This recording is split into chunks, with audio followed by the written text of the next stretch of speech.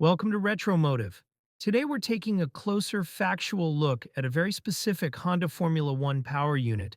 From 1990, serial RA100E V10, an engine Ayrton Senna used during warm-up at Suzuka and in the race at Adelaide. Recently, Honda Racing Corporation engineers disassembled this standalone engine for documentation. What you'll see and hear is the story of that V10, what it was designed to do, when and how it was used, and why it still matters. V805 is not an anonymous museum piece. It has a clear paper trail inside one of the most intense title fights in modern Grand Prix history. It turned laps in warm-up at Honda's home race at Suzuka in October 1990, and then powered Senna's McLaren in the season finale at Adelaide on November 4th. There it led most of the race before a gear selection issue took Senna out. Logged mileage matters with these engines. Roughly 29.3 kilometers at Suzuka, and a further 302.4 kilometers in the Adelaide race. In practical terms, this unit did exactly what late-season works engines had to do: deliver peak performance reliably across a tightly controlled duty cycle, and then it was set aside.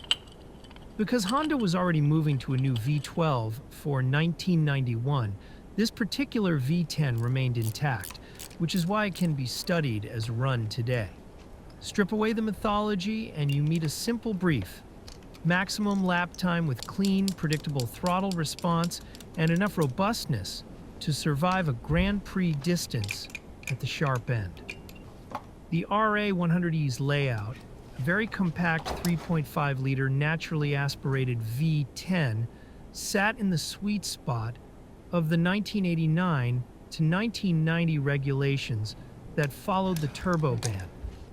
10 cylinders gave Honda the rev ceiling, breathing area, and firing frequency they wanted, while keeping mass and frontal area lower than a contemporary V12, and crankshaft torsion more manageable than some V8 concepts. Think over square bore and stroke for flow and RPM, individual throttle bodies for razor response, a fully dry-sumped bottom end to keep air out of the oil, and a top end designed to keep valves under tight control at extreme engine speeds.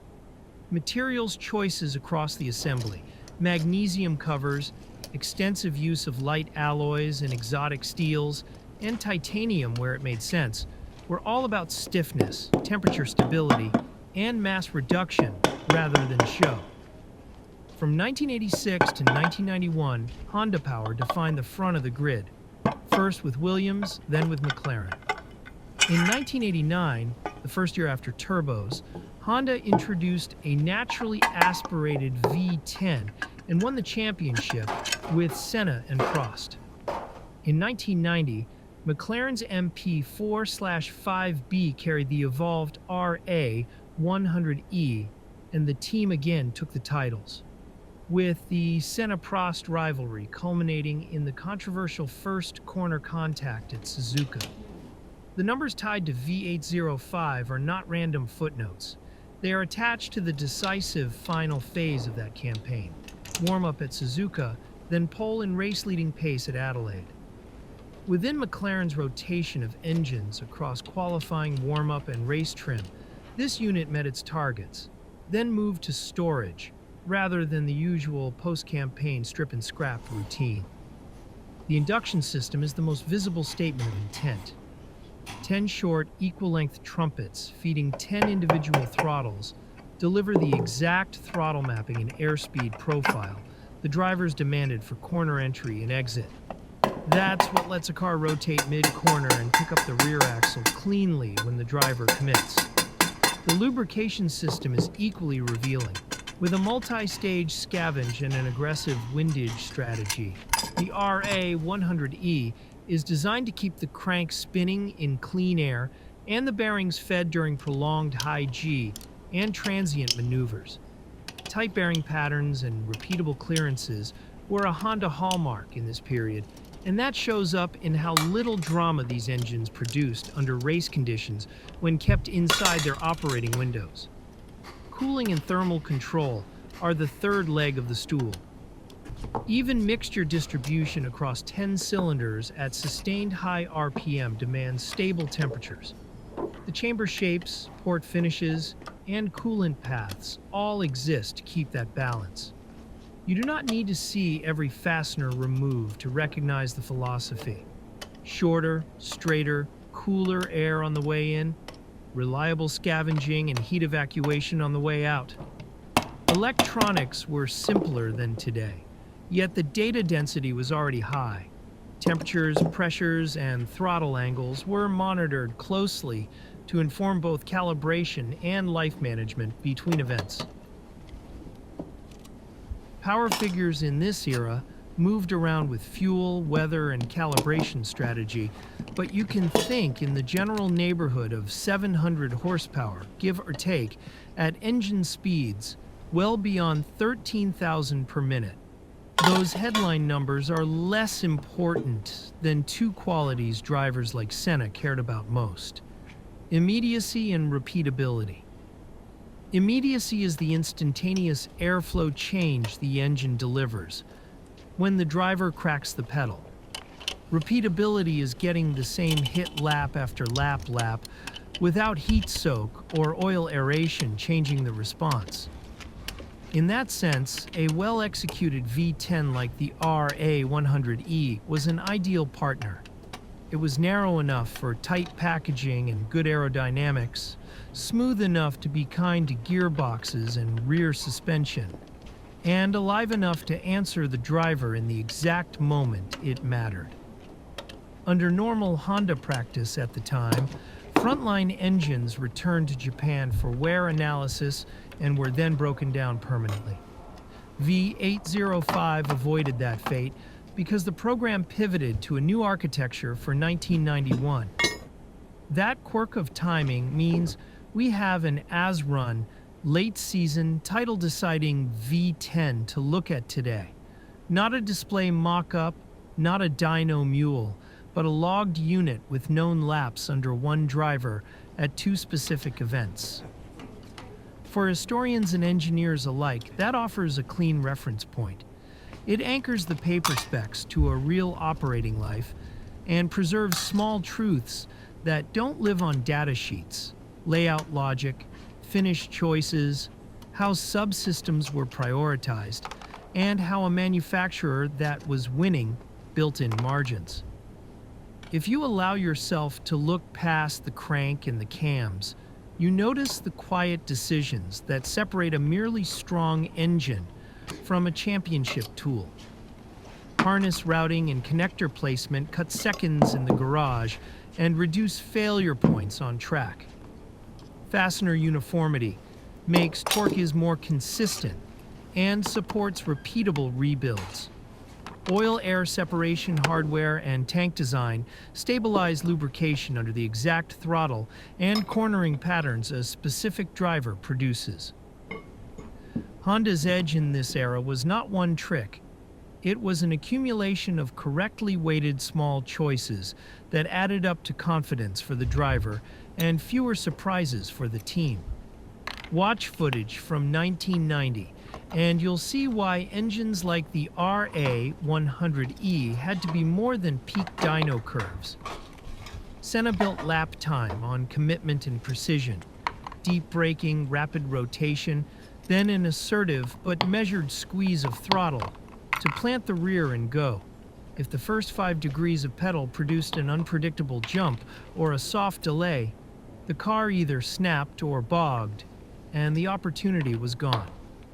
The RA100E's signature was that clear, linear response. It made the car feel like an extension of the driver's right foot, which is a polite way of saying it enabled risk-taking without penalty. That attribute does not photograph well, but it wins races. For 1991, Honda moved to a new V12. The reasons included absolute power potential, cooling distribution choices, and how the engine integrated with the revised chassis and aero. What did not change was the culture: careful air management, oil control, and repeatable build quality. The V10s of 1989 to 1990, including V805, are the bridge between the turbo era and that V12 peak. Compact, responsive, and already refined enough to support disciplined race operations at the front of the field. Put simply, V805 is a time capsule from a narrow window when naturally aspirated engines, sticky slicks, and relatively simple electronics created a particular balance between driver input and machine output. It is also a record of how a winning manufacturer allocated attention, not to headlines, but to interfaces and processes. How air meets butterfly, how oil meets bearing, how heat leaves metal, how a loom meets a bracket. When you line up those small correct decisions, you get an engine a driver trusts at the limit. That trust is the difference between defending and disappearing up the road. For the avoidance of doubt, the engine in the footage was a standalone power unit. It was not being removed from a chassis. It was being opened and documented by HRC engineers in a controlled setting. The purpose was to capture its as-run state and preserve the knowledge embedded in the hardware. That is all that needs saying about the procedure itself. This has been an objective look at Honda's RA100E V10 Serial V805, the last Honda V10 Ayrton Senna raced. If you enjoy clear technical storytelling about the machines that shaped motorsport, subscribe to Retromotive. Leave us your questions below and tell us which power unit or era you want us to cover next. Thanks for watching. See you in the next Retromotive story.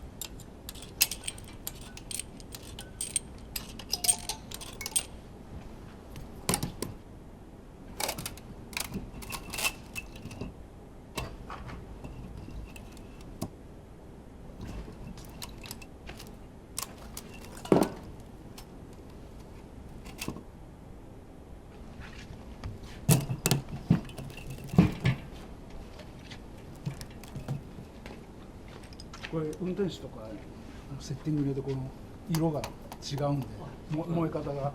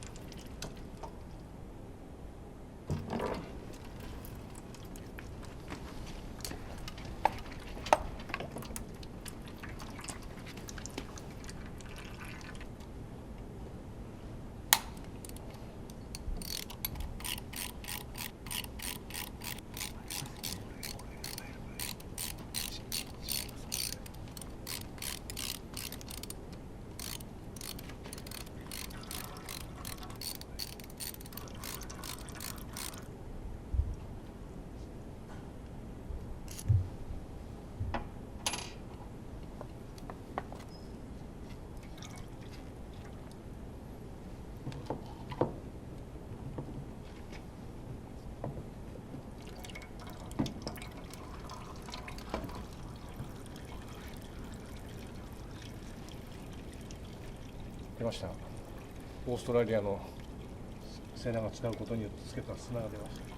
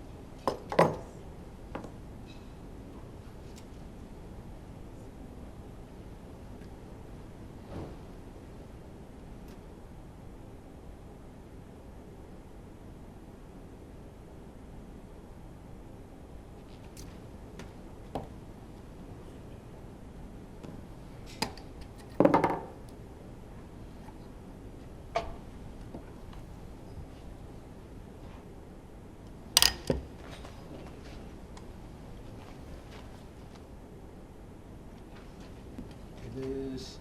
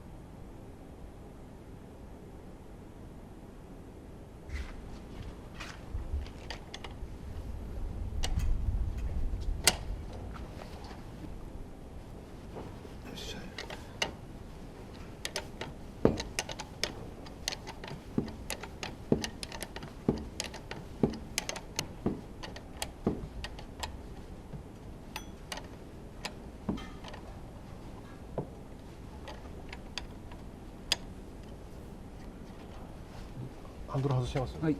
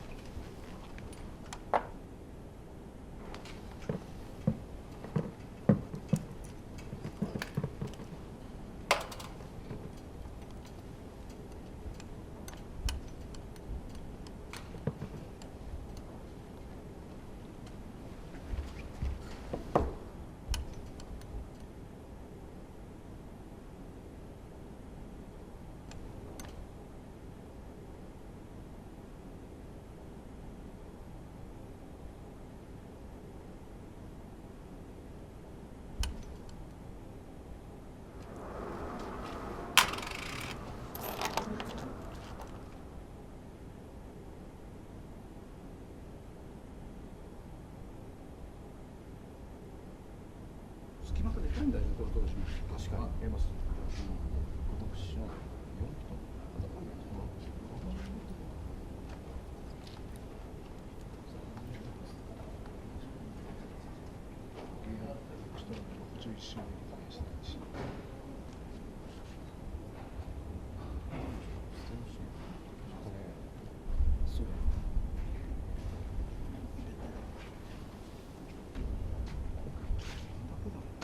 少ないですよね。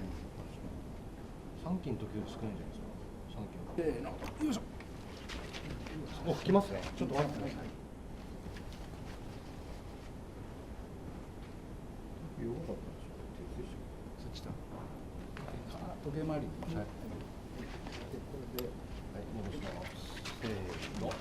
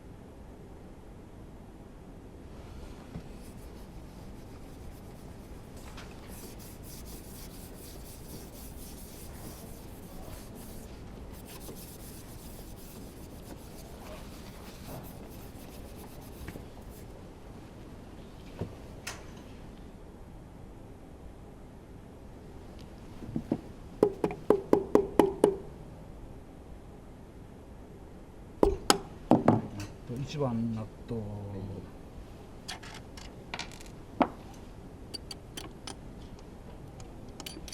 っと待ってね。はい、大丈夫です。1番キャップ、はい、はい、1番ピストンいきまはい、す。メタルついてないよね。メタルそっちだ。メタルないです。はい、はい、じゃあ次6番。はい、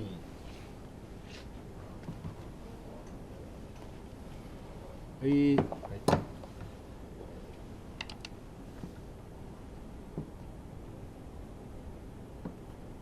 い、はい、キャップ、はい、はい、6番ピストンいきます。はい、は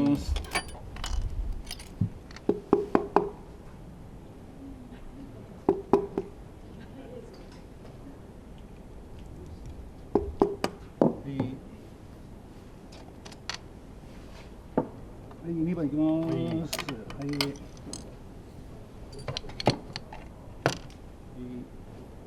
7番。はい、7番お願いします。じゃあ7番いきます。はい、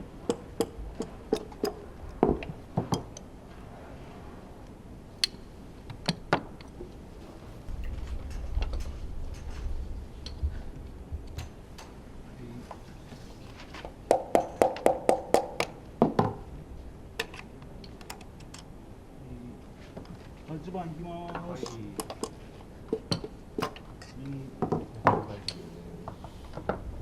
い、4番。はい、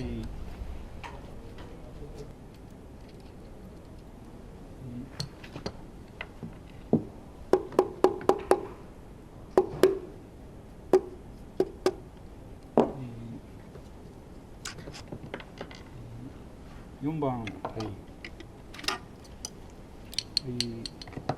い、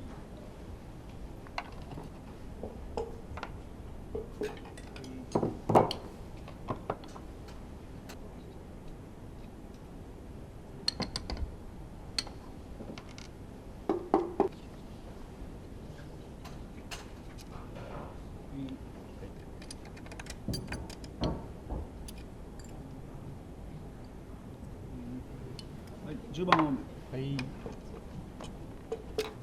はい。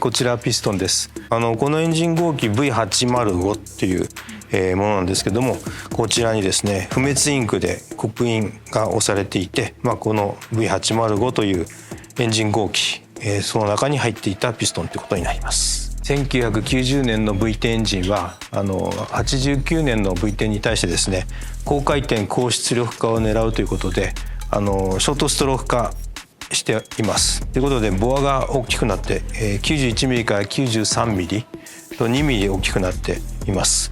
で高回転化を狙ってボアを大きくしてショートストロークにするんですけども、当然このピストン直径が大きくなりますので重量が重くなっちゃう。そうするとですね高回転化にこういうピストンの負荷がかかるということで、不利になるということで、こちら見ていただくと分かるんですけども、こちらに穴が開いています。でこれは軽量化のための穴で、全て、機械加工で穴を開けるんですけども、当時ですね組み立てのメンバーが一つ一つ手作業でこの一部角を落としてですね、きれいに滑らかな状態にして、でかつ重量もきちんと合わせた形にして、組み込んでいました。